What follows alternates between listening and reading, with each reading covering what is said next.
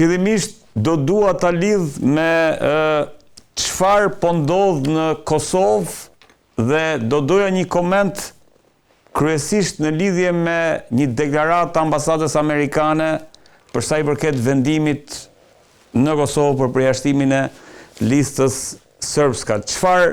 Si e lexove këtë reagim, sepse duket një reagim shumë i fortë nëse e lexon midis rreshtave? Është jo vetëm midis rreshtave, po kësaj radhe mendoj që mesazhi është shumë transparent, shumë i qartë deri më tani. Ambasada amerikane nuk ka bërë kualifikim të tillë. Pra, po tjera thuhet se kemi të bëjmë me destabilizim të Kosovës dhe cënim të interesave të Shteteve të Bashkuara të Amerikës. Ky është një vlerësim shumë i rëndë dhe praktikisht gati që nuk ka vlerësim më të rëndë. Tani ky praktikisht është qëndrimi i State Departamentit, sepse ambasada e Shteteve të Bashkuara kudo që punon dhe vepron është degë e State Departamentit. Ky është qëndrim shtetëror i Shteteve të Bashkuara të Amerikës. Mendoj se një druaj që udhëheqja klasa politike në Kosovë nuk është e vetëdijshme sa duhet për peshën e këtij vlerësimi. Paralelisht kishte dy zhvillime, një pozitiv, por fillimisht do të koncentrohem te ky, do të thotë. Këtë vlerësim kaq të rënd të ambasadës amerikane e kurrëzoi, e shkaktoi një vendim i Komisionit Qendror Zgjedhor për të mos certifikuar listën serbe për pjesëmarrje në zgjedhjet e 28 dhjetorit. Këtë çështje e iniciuan dy anëtarët e lëvizjes vetëvendosje, cilët votuan kundër certifikimit të listës serbe. Antarët tjerë të partive tjera, përfaqësuesit e partive tjera abstenuan, të friksuar se mund të satanizohen nga vetëvendosja para opinionit, si dorë e zgjatur e partive serbe, ata thjesht zgjodhen rrugën në thojza më të lehtë, sepse kjo nuk është rruga, abstenuan dhe praktikisht e pamundsuan certifikimin e listës serbe. Dhe pastaj ai qëndrimi i Shteteve të Bashkuara, por edhe qëndrimet të Bashkimit Evropian, Britanisë së Madhe, OSBE-s dhe tjera. Ishte në bindjen time është një lojë në Komisionin Qendror Zgjedhor. Ishte tentimi i vetëvendosjes për të detyruar përfaqësuesit e partive opozitare që të votojnë për certifikimin e listës serbe dhe pastaj të satanizohen para opinionit në kuptimin që ja ju kemi thënë këta janë me palën serbe. Por e vërteta është diku tjetër, për nuk ka 2-3 javë që opozita në Kosovë ka refuzuar mandatin për faktin që nuk kishte votat mjaftueshme. Po të kishte ndonjë agent të fshehtë të opozitës me listën serbe, ata me 9 votat e listës serbe e bënin qeverinë. Arrinin e te i kalonin numrin 62 dhe e bënin qeverinë. Pra pohimi akuzat nga vetëvendosja për opozitën se ka një agent të fshehtë me listën serbe nuk qëndrojnë dhe ato janë provuar para 2-3 javë. Opozita ka refuzuar mandatin sepse nuk i kishte numrat. Tani kjo betejë është bartur në Komisionin Qendror Zgjedhor dhe në çështjen e diasporës, por unë e konsideroj lojë fëmijësh, lojë fëmijërore, sepse për hir të një grusht votash, vetëvendosja në këtë rast godet Kosovën, kisha për të thënë rrezikshëm, godet interesat e Kosovës, ndërkaq që opozita gjithashtu tregohet konfuze. Unë mendoj se nuk është dashur të abstenojnë, ata është dashur të votojnë mbështetur mbi ligjet e Kosovës dhe mbështetur në atë që lishmërinë, do të thotë. Komisioni Qendror nuk është i autorizuar ta përjashtojë listën serbe nga pjesëmarrja në zgjedhje, për një gjë të tillë duhet vendim gjyqësor. Nëse gjykatat në Kosovë do të merrnin vendimin që lista serbe është e inkriminuar në ngjarjet e Banskës, dhe unë nuk e përjashtoj mundësinë që është e inkriminuar, me shumë gjast individ ose në tërësi ata janë të inkriminuar në veprime terroriste në Bansk, por për këtë duhet vendim gjyqësor. Në të kundërtën, vendimi i Komisionit Qendror Zgjedhor si organ politik, si institucion politik, merr formën e arbitraritetit dhe voluntarizmit. Dhe prandaj pasoi reagim i fuqishëm i Shteteve të Bashkuara të Amerikës, Britanisë së Madhe, Brukselit dhe kështu me radhë. Ideja është pak a shumë e qartë me Lazim. për sa i përket asaj situatës në Kosovë, por mundësia një destabilizimi për shkak të kësaj, domethënë për shkak të përjashtimit listës serbska, ku është, le të themi, rreziku real i kësaj, çfarë mund të prodhojë në rast se kjo realizohet? Jo, kjo nuk do të realizohet, këtë e dinë të gjithë këtu në Prishtinë, është një lojë, sepse instanca tjetër mbi Komisionin Qendror Zgjedhor, PZOAP-ja, Gjykata Supreme dhe Gjykata Kushtetuese kanë të drejtë dhe do të anulojnë këtë vendim dhe do t'ja lejojnë listës serbe të marrë pjesë në zgjedhjet e ardhshme. Kështu ka ndodhur edhe para zgjedhjeve lokale, do thotë është një lojë cilën e bën vetëvendosje dhe në cilën opozita nuk din si të përgjigjet. E friksuar se do të satanizohet nga vetëvendosja, ajo tërhiqet, abstenon nga votimi dhe krijon një situatë shumë të pakëndshme, krijon një situatë kur ambasadat e huaja, faktorët e jashtëm godasin Kosovën për shkak të lojrave të brendshme politike, edhe vetë përfaqësuesit më të lartë vetëvendosjes e dinë që kjo nuk mund të kalojë sepse nuk ka bazë ligjore, nëse do të kishte një vendim gjykate, po Komisioni Qendror Zgjedhor do duhet ta përjashtonte listën serbe nga pjesëmarrja në zgjedhje, por gjithnjë përderisa nuk ka një vendim të tillë, edhe vetë udhëheqja më e lartë e vetëvendosjes jam i sigurt e dinë që kjo është e pamundur, por është një lojë, është teatër për të përfituar vota, për të përfituar. Jemi në fushat. Po fatkeqësisht në dëm të Kosovës.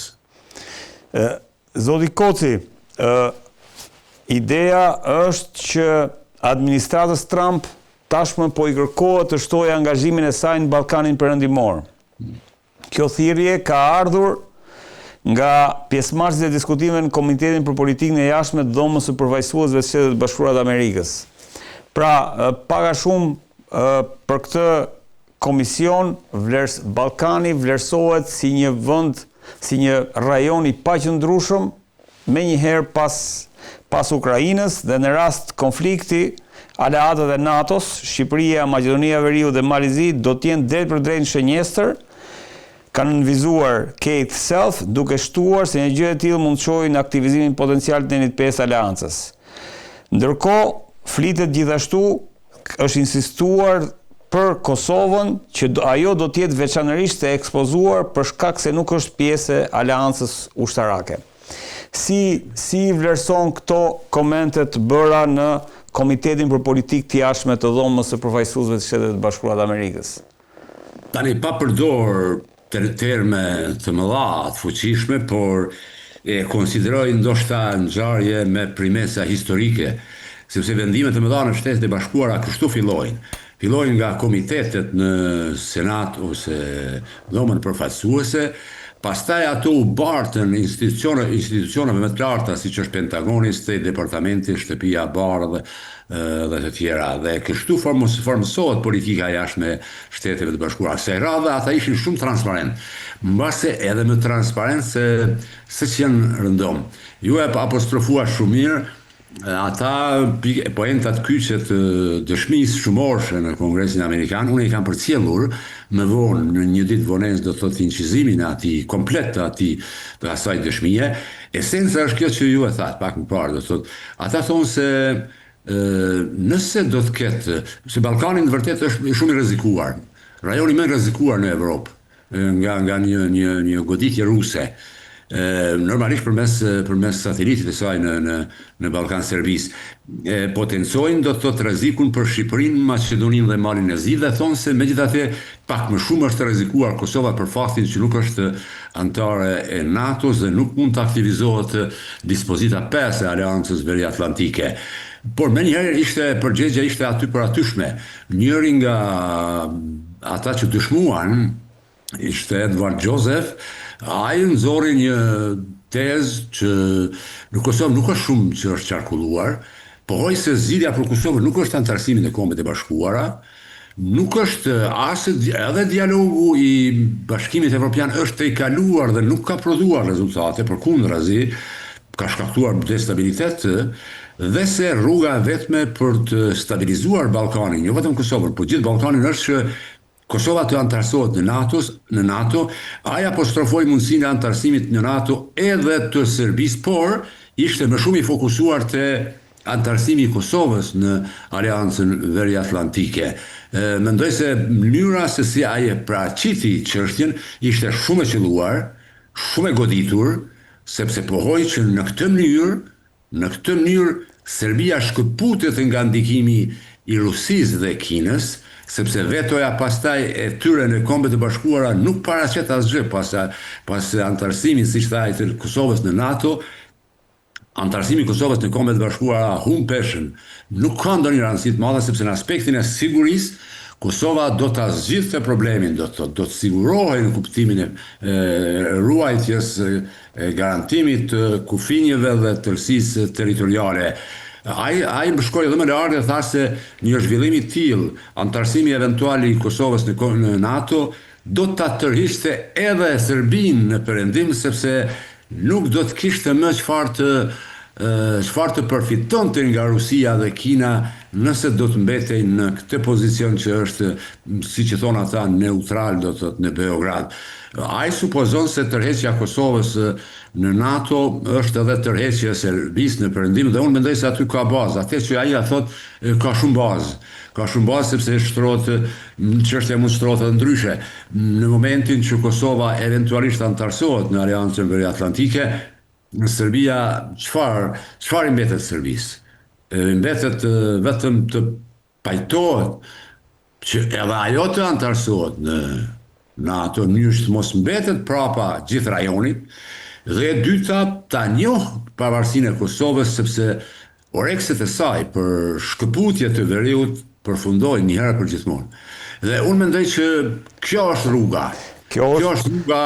Dhe mjerisht në Kosovë kjo edhe me tutje nuk kuptohet sa dhe si duhet. Këtu janë të fokusuar në formë fetishi prezentohet çështja e njohjes nga Serbia. Thua ti se ekzistenca e Kosovës varet nga njohja e Serbisë.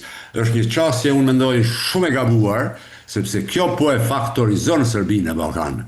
Në çastin që Kosova del me tezën që nuk i intereson njohja nga Serbia, nuk i intereson antarësimi në Kombet e Bashkuara, Serbia çarmatoset. Serbia më nuk është faktor në Ballkan. Praktikisht është faktori dorës së dytë, i cili nuk vendos për asgjë. Dhe mendoj se dëshmia në Kongres këto ditë e ka hapur këtë rrugë. Tani sa do të duhet kohë këtë mbetet për të parë. Idenë e antarësimit të Kosovës në NATO e kemi diskutuar shpesh kemi diskutuar në këtë studio. E kemi thënë që dhe ju keni qenë një nga artikuluesit më eminent të kësaj teze. E kemi diskutuar bashkë. Ndërkohë, pra, unë duhet ta kuptoj, në hapin, ky është një hap shumë i rëndësishëm, sepse kishim dhe deklaratën e presidentes Osmani, ndërkohë kemi këtë ide në një nga paradhomat e administratës amerikane. Rruga që do të ndjetë, dhe sa e mundur është që kjo të materializohet si ide, dhe nëse materializohet si ide, sa kohë do t'i duhet NATO-s për ta bërë këtë realitet? Unë pres që Kosova brenda mas shumë ti 2 vitesh, brenda 2 vitesh të jetë në NATO. Pse e them këtë? Pres që kjo çështje të zyrtarizohet në samitin e NATO-s në Shqipëri në vitin 2027. Ose të zyrtarizohet si akt, ose të lajmërohet që është çështje që do të mbyllet brenda 7-8 muajsh. Pse e them këtë? E them sepse në mandatin e parë të zotit Trump, të presidentit Trump, Kosovës i është dhënë viza për formimin e ushtrisë, për transformimin e FSK-s, Forcës së Sigurisë së Kosovës, në ushtri të Kosovës në periudhën 10 vjeçare. Pra, ai transformim përfundon në vitin 2028. Dhe nga ai çasti unë nuk shoh asnjë problem që Kosova të mos jetë antare e NATO-s. Është diçka tjetër. fakti që edhe Kosova do të ketë obligime, cila do t'jenë ato. Mendoj se ato që qëndrojnë në përmbushja atyre kërkesave që janë në marrëveshjen franko-gjermane. Ju pyetet sa është kjo e mundur. Është shumë e mundur sepse në marrëveshjen franko-gjermane, e cila nga ana administratës amerikane mund të mirret pjesërisht, nuk do të thotë komplet, por mund të mirret pjesërisht, është formulimi ku nëse Kosova përmbush obligimet e veta, Kosovës japet rruga për antarësim në organizatat ndërkombëtare. Kjo është e pamundur në Kombet e Bashkuara për shkak të vetos së Rusisë dhe Kinës, por jo në NATO ku fakti që 5 vendet antarët e NATO nuk e njohin, do të neutralizohen me faktin që ato kanë qenë pjesëmarrëse të formulimit të dokumentit franko-gjerman. Dhe nëse Kosova përmbush obligimet nga ai dokument, ato 4, në këtë rast 4 vende, sepse Shqipëria nuk është, ato 4 vende mosnjohëse nuk do të kenë asnjë argument që të vënë veto sa i përket antarësimit të Kosovës në NATO. Ato mund mos e njohin edhe më tutje Kosovën. Ato nuk obligohen të njohin Kosovën, por do të jetë shumë vështirë, nuk do të kenë argumente që të kundërshtojnë antarësimin e Kosovës në NATO. Dhe kur kësaj shtohet edhe presioni amerikan, do të thotë, sepse për të qenë sinqert në Kosovë nuk ka ndodhur nga viti 90, nuk ka ndodhur asgjë pa presionin, pa ndikimin, pa ndërhyrjen e Shteteve të Bashkuara. Dhe kur kësaj shtohet, do të thotë edhe presioni i Shteteve të Bashkuara, sidomos në këtë periudhë përderisa atje është president Donald Trump, unë këtë çështje e shoh të realizueshme, të jetësueshme, jo nuk them brenda disa muajsh, por shumë të mundshme, realiste në një periudhë 2-3 vjeçare. Jo, shumë interesante ideja që kjo mund ndodhë në 2027 kur e gjithë NATO do jetë në Tiranë. Kishte ndodhur një diçka të tillë ngjashme, zoti Bush, ish presidenti amerikan Bush, besoj të kujtohet edhe shikuesve, para shpalljes së pavarësisë së Kosovës, 7 muaj më herët, qëndroi në Tiranë në vitin 2007, në verën e vitit 2007, dhe nga Tirana dha lajmin që enough is enough, mjaft është mjaft, Kosova është e pavarur. Unë pres diçka të ngjashme edhe nga presidenti Donald Trump, që në 2027 nga Tirana ta bëj të ditur botërisht që Kosova është antare e NATO-s. Dhe unë mendoj që argumentat që ju dhatë, domethënë janë shumë bindëse për sa i përket një rezultati të tillë pikërisht në atë summit që do zhvillohet në Tiranë.